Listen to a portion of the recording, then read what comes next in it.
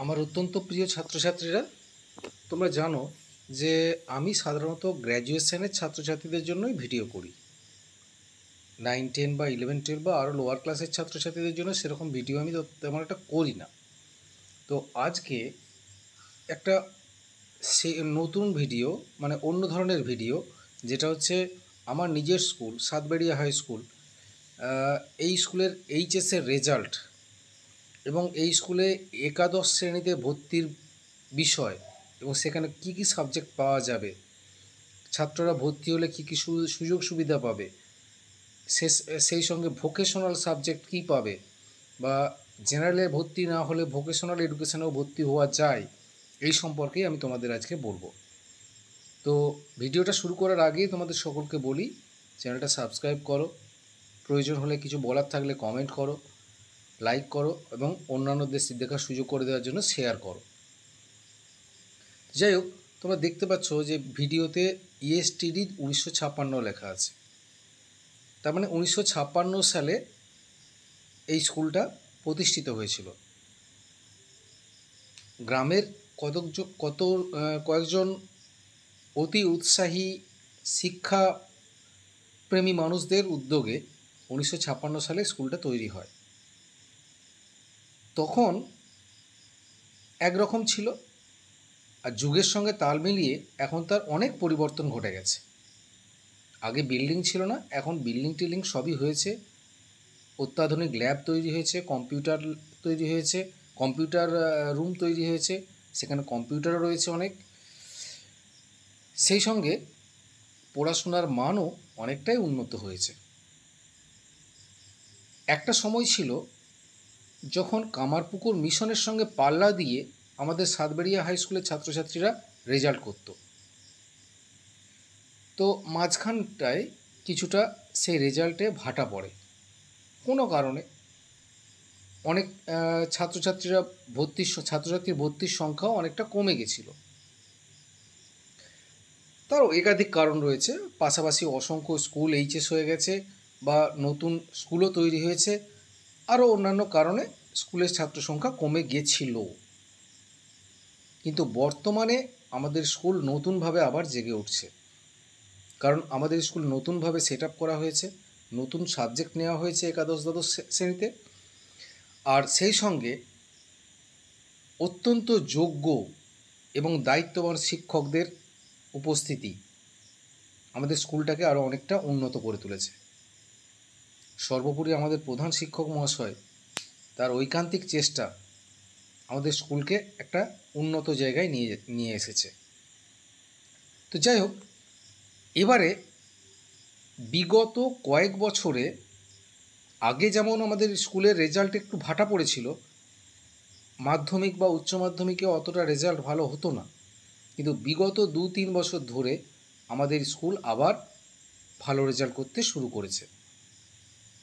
আমাদের সমস্ত শিক্ষক মহাশয়দের এবং অশিক্ষক কর্মীদের অক্লান্ত প্রচেষ্টায় আমাদের কিছুটা উন্নতি সম্ভবপর হয়েছে, আগের তুলনায় অনেকটাই এগিয়ে এসেছি আমরা। তো যাই হোক, এবারে 2025 সালের মাধ্যমিক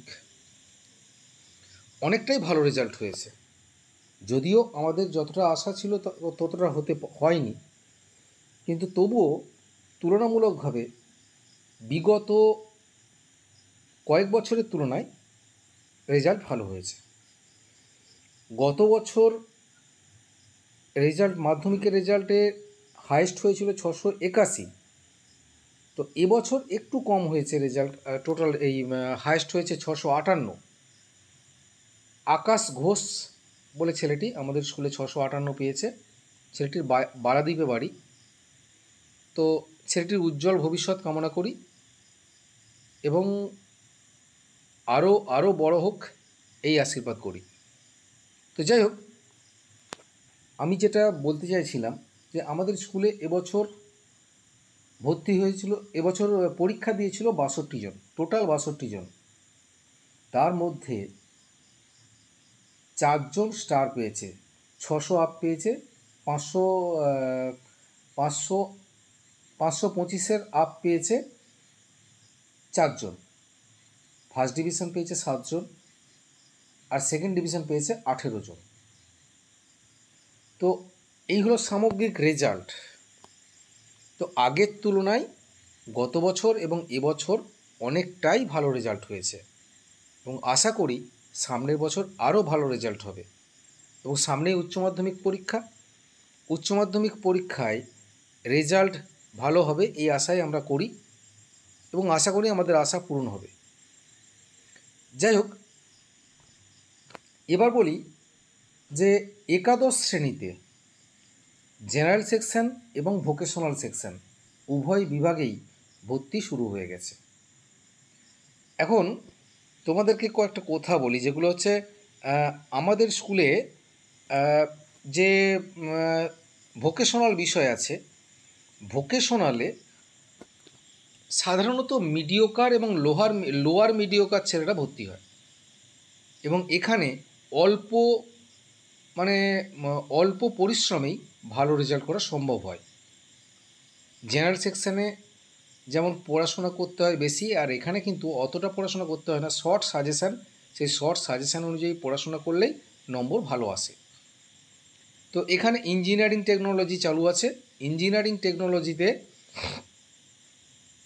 প্রায় জেনারেল সেকশানে সায়েন্সের সমতুল্য সাবজেক্টগুলো পড়তে হয়। আর ভোকেশনাল বিষয়ে পড়লে অনেক কিছু সুযোগ সুবিধা থাকে, যেমন পলিটেকনিকে সরাসরি দ্বিতীয় বর্ষে ভর্তির সুযোগ হয় বুকলেট পরীক্ষার মাধ্যমে। তারপর সে পরবর্তী ক্ষেত্রে গ্র্যাজুয়েশনে ভর্তি হতে পারে। তারপরে ITI করলে বাড়তি সুবিধা, পলিটেকনিকের সুবিধা তো আছেই। এরকম অসংখ্য সুযোগ সুবিধা রয়েছে ভোকেশনালে পড়লে। কাজেই যারা মনে করছো যে জেনারেল সেকশানে পারবে না, তারা ভোকেশনাল সাবজেক্টে আসতে পারো। এরপর আমি যেটা বলবো, আমাদের প্রধান আলোচ্য বিষয় সেটা হচ্ছে জেনারেল সেকশানে ভর্তির ব্যাপারে। জেনারেল সেকশানে আমাদের সায়েন্স এবং আর্টস উভয় বিভাগই রয়েছে। সায়েন্স বিষয়ে ফিজিক্স, কেমিস্ট্রি, ম্যাথামেটিক্স, বায়োলজি সবই আছে, পিওর সায়েন্সে ভর্তি হতে পারো। আর আর্টসের যে সাবজেক্টগুলো রয়েছে, আর্টসের সাবজেক্টগুলোর মধ্যে রয়েছে তোমার যেমন ধরো বাংলা ইংরেজি তো কমন সাবজেক্ট রয়েইছে, সেই সঙ্গে রয়েছে এডুকেশান, হিস্ট্রি, তারপর নিউট্রিশন, তারপরে তোমার পলিটিক্যাল সায়েন্স, ভূগোল, আর ভূগোল আর ফিজিক্যাল এডুকেশান। ENVS-টা আগে ছিল, ENVS-টা এখন আর নেই। তো যাই হোক, তোমরা কম্বিনেশান যেগুলো নিতে পারবে, ফিজিক্স অথবা নিউট্রিশন, কেমিস্ট্রি অথবা economics, biology, mathematics, geography, environment science studies. ENVS-টা আগে ছিল, এখন আর নেই, এটাই ভর্তি হতে পারবে না তোমরা। জিওগ্রাফি, সংস্কৃত অথবা ইকোনমিক্স, হিস্ট্রি, এডুকেশান অথবা nutrition, political science, physical education, এই হচ্ছে কম্বিনেশান। এবং এই সাবজেক্টগুলো আমাদের স্কুলে পাঠদান করা হয়। তো এখানে কি সুযোগ সুবিধা, এখানে সুযোগ সুবিধা বলতে আমাদের ছাত্রছাত্রীদের রেগুলার ক্লাস হয় এবং প্রত্যেকটা সাবজেক্টের প্রত্যেক দিনই ক্লাস হয় ভালোভাবে। স্টুডেন্ট উপস্থিতির হার অনুসারে ক্লাস ঠিকঠাক সব কিছুই হয়। আর সবথেকে বড় কথা যেটা, যে এখানে শিক্ষক মহাশয়দের সঙ্গে একটা সম্প্রীতির বাতাবরণ রয়েছে। সম্প্রীতির বাতাবরণ মানে অনেক স্কুলে কি হয়, শিক্ষকদের সাথে যেন ছাত্রদের একটা দূরত্ব থাকে, সেই দূরত্বটা আমাদের এখানে টিচারদের সঙ্গে স্টুডেন্টদের দূরত্বটা নেই। এখানে ছাত্ররা সহজেই শিক্ষক মহাশয়দের সঙ্গে মিশতে পারে এবং সহজেই তার সমস্যার কথা জানাতে পারে। আর সবথেকে বড় কথা যে আমাদের স্কুল আস্তে আস্তে উপরে উঠছে, তাই তোমাদের কাছে আমাদের অনুরোধ যে তোমরা আমাদের স্কুলে এসো, স্কুলে ভর্তি হও এবং এই একাদশ দ্বাদশ শ্রেণীতে পড়াশোনা করে ভালো রেজাল্ট করে তোমরা কলেজে ভর্তি হও বা অন্য জীবনের অন্যান্য দিকগুলোতে যেতে পারো। আর পরিশেষে একটা কথাই বলি যে এইচএস বিষয়টা তোমার জীবন গড়ে তোলার সময়। এখানে কোনো সিদ্ধান্ত নিতে গেলে খুব ভালো করে বিবেচনা করে সিদ্ধান্ত নেবে। কিছু কিছু ছাত্র আছে মাধ্যমিকের ভালো রেজাল্ট দেখে তারা সায়েন্সে ভর্তি হতে ছোটে, অথচ তার মেরিট সায়েন্সের নয়।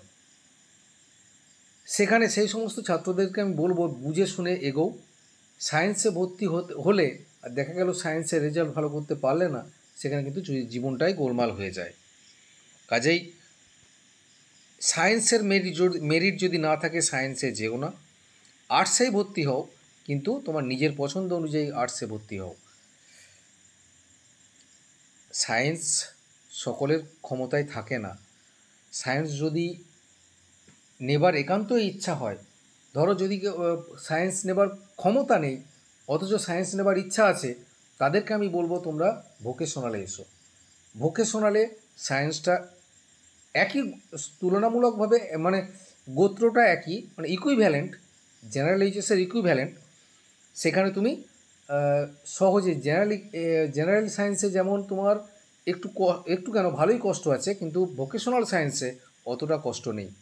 কাজেই যাদের সায়েন্স পড়ার অত্যন্ত ইচ্ছা অথচ সায়েন্স পাচ্ছ না জেনারেলে, তোমরা আসতে পারো ভোকেশনালে।